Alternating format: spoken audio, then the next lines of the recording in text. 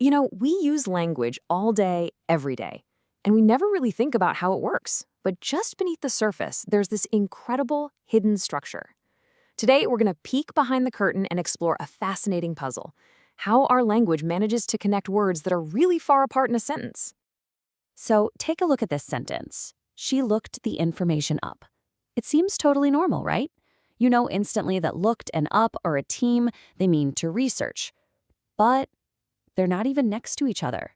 The information is sitting right in the middle. And here's the wild part.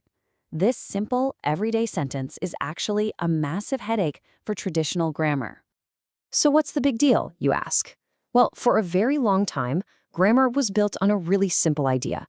For words to connect, they have to be neighbors. And this sentence, it just shatters that role. It throws a huge wrench in the works for a lot of classic linguistic theories. It's a mystery, and today we're going to solve it. So to solve this mystery, we first have to get a really clear picture of the problem itself.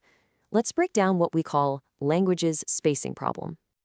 Okay, the official fancy term for this is a discontinuous dependency. It sounds complicated, but it's just what we saw. Words that belong together in meaning and grammar aren't actually touching. You see it constantly with verbs like look up or turn on, and even in common idioms. It's not a bug.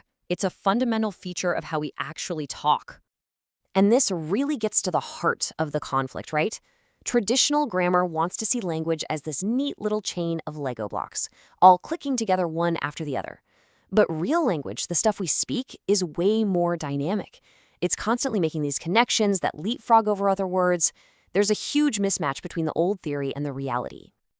The old school method for analyzing sentences is called constituent analysis. It basically works by drawing circles around words that are next to each other to form bigger and bigger groups. But what happens when the words that are supposed to be a team are separated? The whole system just, well, it breaks down. It's simply not designed to handle these kinds of gaps. So, if the old tools just don't work, we need a totally new toolkit. And that brings us to a really powerful idea. What if we thought about grammar as a kind of logic? Let's just pause and ask a big question. What if words aren't just these static, lifeless blocks that you line up in a neat little row? What if, instead, they were more like functions, like little pieces of code, each with a specific job, actively looking for the other pieces they need to connect with, even if they're on the other side of the sentence? That, right there, is the game-changing shift in thinking.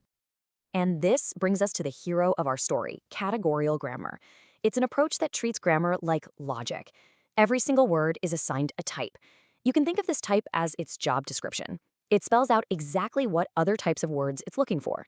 And the magic is, it doesn't care if those other words are right next door or miles away. Suddenly, that distance just doesn't matter anymore. Okay, so we have our new theory. Now, let's get into the nitty-gritty and see how these logical tools actually solve the puzzle of our sentence. One of the coolest tools is called the displacement calculus. Instead of seeing a jumbled mess, it sees a clean, logical operation of insertion, or intercalation, if you want the technical term. You start with the core unit, look blank up, which you can see has a built-in gap. Then you just take the other stuff, the information, and logically insert it right into that gap. It's not messy, it's a precise, predictable process. And look, this isn't just some clever parlor trick. The displacement calculus is a seriously powerful system. It's built on a solid logical foundation, it uses some really sophisticated math to handle these gaps, and it works for everything from our simple sentence to really complex idioms. But maybe the most important part is that it's decidable. Now, that's a techie term, but all it means is the system is reliable. It can always give you a straight yes or no answer about a sentence's structure. That makes it an incredibly robust framework. Another really powerful tool is the Lambeck Gish calculus. Its secret weapon is symmetry. For every standard operation, like combining words, it creates a perfect mirror image, like splitting them apart. This symmetry makes the grammar super flexible, like a two-way street, which allows it to handle those tricky separated words with no problem at all. And we're just scratching the surface here. This logical approach has created a whole toolkit of grammars. Let's do a quick lightning round of a few others. For instance, you have abstract categorial grammars, or ACGs. Their superpower is building a really clean bridge between a sentence's structure and what it actually means, which is crucial for handling complex languages. Then you've got pre-grouped grammars. These are different. They're more algebraic. Think of them as using a kind of math to map out a sentence. They're especially good at tracking things like those tiny pronouns in languages like French or Spanish that seem to jump all over the place. And finally, as the name kind of gives away, you have hybrid grammars. These are the master mixers. They combine the best features from different logical frameworks to create one super tool that can analyze an even wider range of weird and complex sentences. So, okay, we've gone through some pretty deep theories here. I get it. But let's pull back and connect all this to the real world. Why does any of this actually matter? Well, when you look at grammar through the lens of logic, you get these incredibly powerful and reliable tools. These aren't just flimsy guesses. They are rock-solid, formal systems that can elegantly map out the beautiful, complex, long-distance relationships that are happening in our language all the time. And that has massive real-world implications.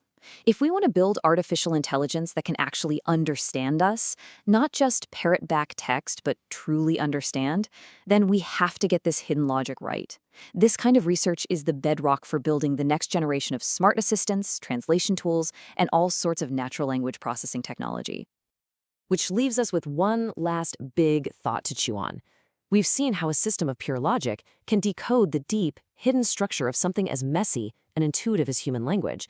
So you have to ask yourself, if it can do that, what other complex human systems, from how we think to how our societies work, could it help us understand next?